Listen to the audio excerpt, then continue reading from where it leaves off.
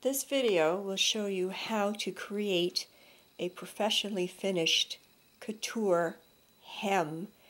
It goes through how you prepare the hem and then how you stitch it as well. So this is the finished product that you see here, and let me just open it from the inside so that you can have a look. This is the inside, so you can see that it's very cleanly finished and all done using hand stitches. And there's 3 different types of stitching here. Actually, there's 4 that I will show you. You'd be using linen here, 100% linen. It's a bit translucent. You can see my fingers through it, so it's not completely solid. So that's one consideration in making a hem, whether you have a wider hem and turn it back about 1 centimeter, or whether you have a narrow hem, as for a shirt hem, and that would be doubled in itself. So you need 2 centimeters seam allowance, 1 and 2 centimeters, and you can see it's a solid edge. And if I had a wider hem as for a skirt, I'd be turning it up at least 5 or 6 centimeters to have, or finish it at 5 or 6 centimeters. But then what do we do with these raw edges? Well, first of all, we need to mark our hemline, and you do this through a fitting or through a predetermined length. So you decide where your crease is going to be. This is your hem crease. Then you mark it, and then you press it, and then you check it to see if it's right. As you can see here, what I've done is I've marked my hemline. This is the crease where the hem will be turned up. And you can see that there's quite a lot of hem allowance that I've left. And there's a reason for that. I want to double up on the hem. If it's for a skirt or for a tunic, it gives it enough weight at the bottom to hold it down, but also turning it back completely double gives it a very solid appearance. And you can do that with light to medium weight fabrics. When they become heavier, then you try to reduce the bulk, and you can turn your hem up and then just turn it back 1 more centimeter, which will reduce bulk. And heavier fabrics normally don't have any of that transparency. So for couture, we're always looking for a hem that's wider rather than narrower. Narrower suggests that it's ready-made. For so many reasons, they do not add any hem allowance because they're trying to save on fabric, and they run it through a machine that all does it automatically.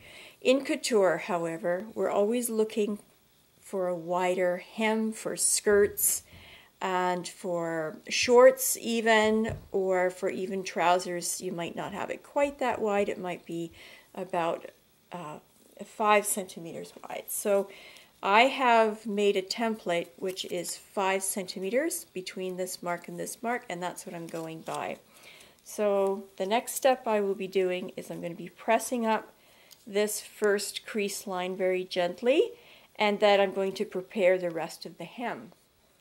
I've pressed up my hem finish line, and I've used a warm iron. It's not meant to be a paper crisp crease, and for 2 reasons. One, it doesn't look all that great when it's overpressed, and secondly, if I do change my mind during a fitting, I can always change it. Now I've got this fabric, and it's not all that wide, so this could represent a pair of trousers or the end of a wide sleeve or a skirt for a half-scale model. I also have my template, just a lovely ordinary piece of cardboard. The distance from this edge to my notch is where I want my finished hem to be. So I'm going to go ahead and then mark that line where I want the second crease to be, and then I'm going to crease that over, and then I'm going to finish with this raw edge. As you can see, it is very raw. It looks like it has been torn off the bolt rather than cut, which is a big no-no. If you go into a fabric shop and they tear fabric, I would cringe, because you do lose usability right to the edge of that fabric. In a lot of cases, what happens when they tear the fabric, that it pulls threads another centimeter, so you're losing usable edge space. So a high quality or a good quality fabric shop will never tear your fabric. They will cut a notch and pull a thread and cut along that thread line. So you see here, I want to get rid of this raw edge, but first I'm going to mark the second crease line of my hem, so it gets turned back once, and then I have enough to have 2 layers turned back, but I want this edge to be nice and clean so it sits right in that crease of my hemline. So that will give me a double turn back hem, which will give me a nice clean look from the outside and from the inside, and it will give nice weight, and it also tells you this is couture made. Even though we do save on fabric in couture, we do not cheapen it by just making very, very narrow hems, unless the very, very narrow hem is for a very full skirt that is of a very, very lightweight fabric. But even then, there's a decision that needs to be made when you use a very narrow hem and when you use a wider hem in couture. Now I am going to give you another tip or secret in making very evenly finished hems.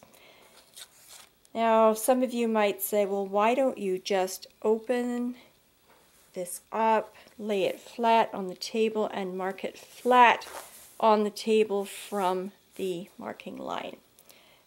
Well, that works when you have straight grain fabric. If you have curved hems, curving this way or that way, and you mark the hem from the marking line flat on the table, and then you go to turn it up, you'll find that it isn't very even. And the reason for that is because the grain line of the actual fabric changes in a curve. It's not constant. So if you lay the hem allowance back as it will be laying in its resting place, and you mark it from your finished hem all along, just inch along or a centimeter along, however you want to call it, you will see how the actual grain of the fabric lays in its final resting place.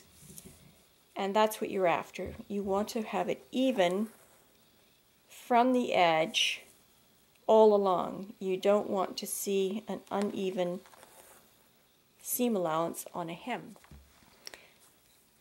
As you can see, what I've done now, after my second marking, I can take this, lay it flat on the table, and press a crease. So now I have my second crease, and the second crease here is what you will see through here in the shadow lines, and that's why you need to make sure that this hem is absolutely even all the way around. Now the next step, what I need to do is to take care of this excess fabric in here. I want it to end right in that crease, and to make sure that it doesn't buckle up on itself or turn itself back. So now I can go ahead and mark this evenly all along so that my clean cut edge gets very little disturbance in the making, and I can prepare my hem, and I'll baste it shut, and I can leave it like that for days if I need to do another fitting, and then I can come back to it and finish it off with my hem stitch. As you can see, I've now trimmed the edge of my fabric very cleanly so that when I have it turned back, it will rest right in that crease. Now, make sure that your grain lines are laying straight over the grain lines and that you're not twisting your hem inside as well. Everything must line up. So when you are preparing a very long hem, that sometimes might happen. So how do you prevent it from happening is you're going to just begin at a known straight grain and just pin it, tack it lightly, just temporarily, until you've got it turned back over on itself, and then you can remove the pins. But you do a little section of it and make sure it feels like it's laying over itself so it doesn't feel twisted. And every now and then you check it to see how it's going. If you've made an error or if it's shifted a little bit, now is the time to straighten it out while you still can and while it's easy. I always say to our students, check it, check it, check it as you go. The more often you check it, the less you will have to, or the fewer times you will have to go back over your work and correct it afterwards, which takes twice the time.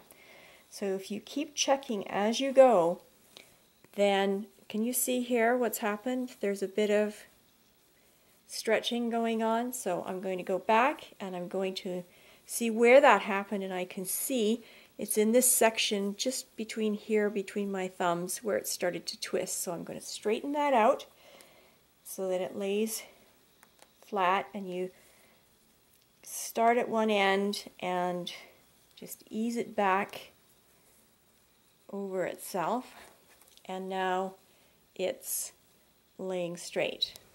The next step then is that you fold it back over, and we're looking at it from the inside now, by the way. So this is now what I'm looking at. Now we look at it from what will be the finished side and just give it a check to see that it's all completely even. And then the next step will be to pin it up, and then I'm going to baste it. And at that point where it's basted, you can leave it alone if you have other tasks that you need to do. What I like to do is to collect a lot of little hand sewing jobs, and when I have a quiet moment or an hour, I can sit down and do it all at once to get into the rhythm of hand sewing. Okay, so now I've put my cardboard in between because I've got like a pant leg and you don't want to go through. And I'm going to align my grain lines and put pins in. Okay, notice that I'm putting them in perpendicular to the cut edge. If you pin them like this, every time that pin goes through, it will shift the top fabric over, and over time it will shift everything in the wrong direction. So if you pin it perpendicular, and this is again just temporary, pin it perpendicular, it disturbs it at the least, or doesn't disturb that line. Okay. So with pins it goes very, very quickly. You can temporarily hold that in place and pin up your hem. before you baste it.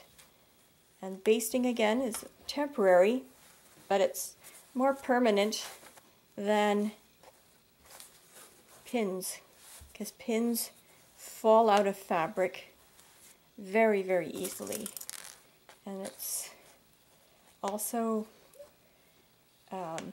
dangerous if you've got a sharp pointy pin and you're using delicate fabric and the fabric happens to brush over the edge of that pin. Fabric tends to snag, and getting rid of snags is extra work, and it can be prevented. And sometimes you can't get the snags out 100%. Okay, so now I've got it pinned, and you can see, give it a quick look from the other side to see how it's laying, just to make sure that it's not twisted. Okay, when you're sure that's flat, then go ahead and baste it. You can see that I've basted it, taken all the pins out, and I'm having another look just to make sure that everything is even. All along you're looking for that evenness because you can see through this linen. So now if it was a dress, you definitely want to make sure that that was even, because there's nothing that sticks out more in my eye is an uneven hem and hem allowance. Okay, so now at this point I can leave it alone and put it aside and group all of my tasks together. If I have a lot of hand sewing to do on a particular piece, I will come back to it when I have the patience and I can sit down for a while and just zone out with some hand sewing. At this point, now after I've checked, let's say it's after a fitting and everything is fine, at this point what I can do is I can remove my marking lines from the previous steps. So I'm just going to remove my marking line on the inside edge, get rid of that. So now that's gone. And I can also remove this bottom crease edge as well.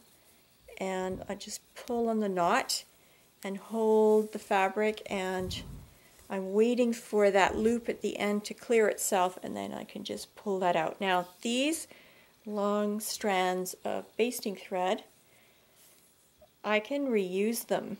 I wind them up on a spool again and reuse them. And you'd say, well, that's kind of crazy. You know, when we live in a time of abundance, why to do that? It's good practice to get into because sometimes you just don't have the thread to waste. Okay, so let's look at this again here. You can see I've basted it together.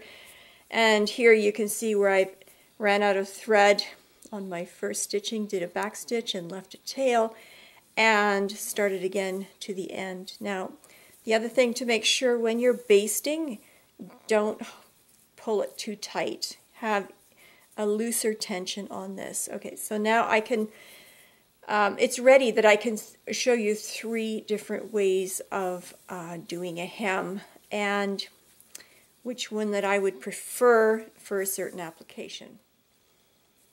I'm going to show you 3 different ways to hem this hem that I've prepared. Now, I'm using brown thread, of course, just to show you the contrast so that you can see it. I would be using white thread to match. Now, if you have fabric that has patches of color and you can't decide which color to use all of them. Have several needles threaded, one in each of the colors, and stop and start following the colors that you have in your hemline so that your hem stitches disappear. So I'm going to begin by going in between this first crease and bringing out my, or hiding my knot behind there. If you don't have this raw edge to start, then you're going to start behind. Do not start at the front face. The first one I'm going to show you is this overcast type of stitch where you pick up 1 or 2 threads and the edge of the fabric, and what you create is an overstitch type of overcast type of stitch. and you're going to keep the distance between each stitch even. And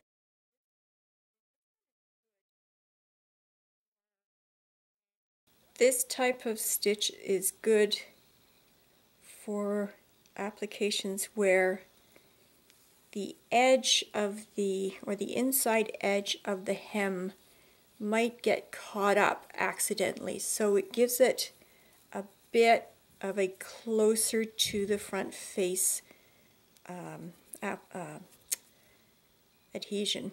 Okay, so again, you want to keep your tension loose but tight enough. I've got all of these threads coming in. Tight enough that it will hold.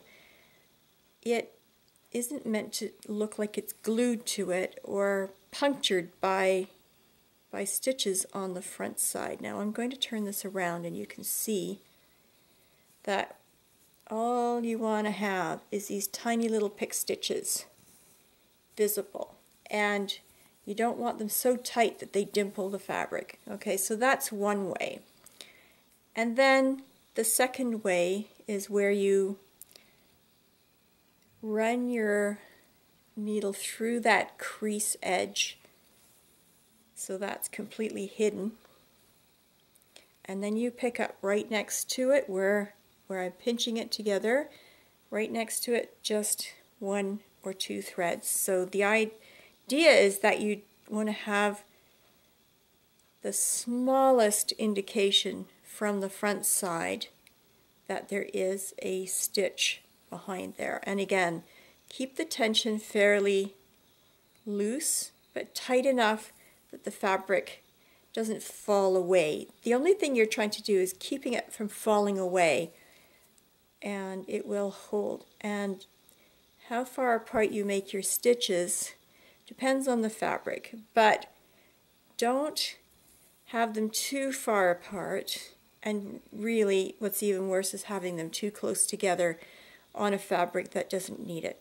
Okay, so you can see what I mean. Once you get into a rhythm and you've got a lot of hand work to do, I like to stick with it and just do it all at once, because every time you put some fabric down and you come back to it, even just a break, your stitching will look different. It won't be the same. Okay, so that's the second stitching. You can see it doesn't look that much different than the first, but the inside looks different. Okay, then the third way is what we use quite often for hems of skirts, where the skirt isn't in danger of getting caught up.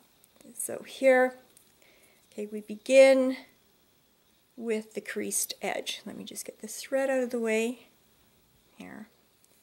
Okay, and you're going to go through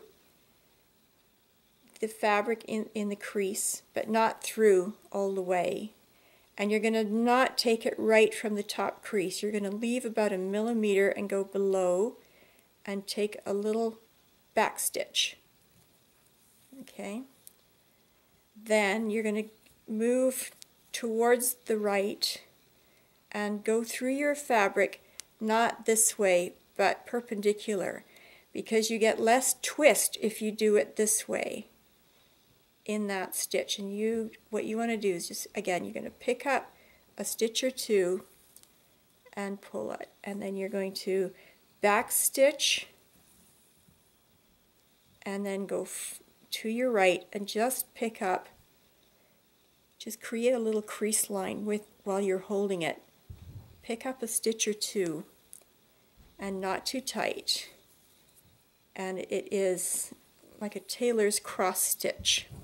But this is a hem stitch that is very commonly used for skirts. And this is very similar to that chain stitch that you find that machines make when you're buying ready-made clothing on hems, where you find the loose end of that hem somewhere and you pull it and the whole hem unravels on you, and that's not what you intended. But for manufactured clothing, it's a very quick way to do an invisible hemming.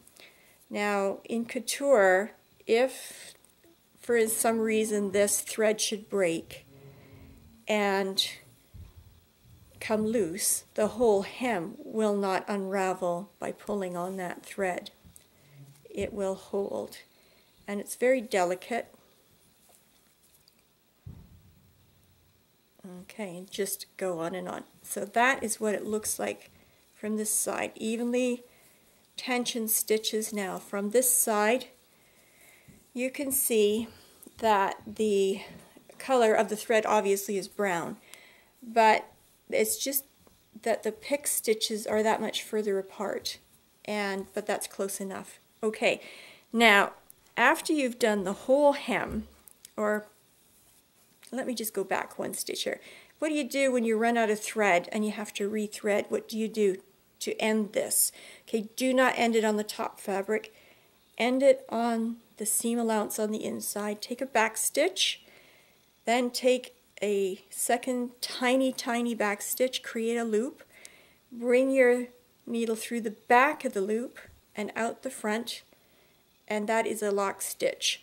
And then when you've done that, you're going to run pass your needle right where that knot is through the crease, bring that out, and you can tug on the thread, and there you have your end stitch. And when you begin again, you can either use your knot that you typically use, or you can begin again right where you ended using another. The end is we go through the fabric and we come out, still leave that end now because we're going to cut that off, and take a little bite, just a couple of threads, go through the back of that loop and pull, and you can see it is tight. It's tight. And here we can remove this tail and continue on with our tailor's backstitch. You can do that with all of the methods of hemming that I was showing you. Okay, so that is now your hem stitch. You're ready now to take out the basting thread, and I'm just going to remove the basting thread, and so you can see now it's ready for a touch-up pressing. There isn't much more pressing that's needed. I'm going to go ahead and I'm going to complete the rest of it in white thread, and then we'll come back and show you. Okay, so I show you here using the brown stitch. You can see the pick stitches through, so it gives you a good indication of the distancing between each stitch using 3 methods. From here on, I've used white thread, and it pretty much disappears all the way. Now I've used several different methods for the hem. Here, if I can get close enough, you can see that I've used the overcast hem stitch, where it looks like it's overcast a little bit and catching the threads. Then I switched from here to here, and I've used that running stitch and just picked up a few threads. That's called a hollow stitch. I'm not sure why it's called a hollow stitch, but I imagine you're passing the needle through the hollow of the crease. I don't know, I'm guessing. I don't know why it's called a hollow stitch, but it's referred to as a hollow stitch. Then from there, I changed over to the cross stitch. You can see here. Now the advantage of a cross stitch is that it does give for or allow for some movement in the hem, and that's a good idea. For softer fabrics, you don't want them to be like dimpled in here, or very stiff fabrics. In fact, it gives them a bit of room for movement, but it will hold the hem in place. Now I've gone ahead and done a fourth way of doing it. Now this is also a tailor's cross stitch, but it's over stitching, and you can see that it's the same cross stitch, but rather than going behind, I've gone over top. Now we don't normally use this as a finished hem stitch. It is done, but I don't like to use it because it is visible. We use this a lot for inside work in tailoring to keep layers together. So this is one that I would use where I don't see it, where it's going to be covered up. This cross stitch we use really often, quite often, and then also for sleeves and things like that, we will use this hollow running stitch or this overcast stitch for the inside of sleeves. Okay, now one more thing is that this particular tailor's cross stitch is great. It's perfect for sewing labels on. So if you have a label that you want to sew into your garment, pin your label on and follow all the outside edges with this tailor's cross stitch and keep them even. So that's a good way of putting in labels. Okay, so that is now a hem that is even all the way. It's solid. You cannot see where that fabric is turned back, and it's for medium to lightweight fabrics to use this method because it double turned up and it gives it a really nice weighted hem. If you didn't have enough fabric, or if the fabric wasn't translucent at all and it was a little bit heavier, you don't need to turn it back all the way into the hem double because it makes it bulky. You can reduce bulk by just turning this back and leaving a very even 1 centimeter so that it's only double layer, and then just this edge here has the third layer.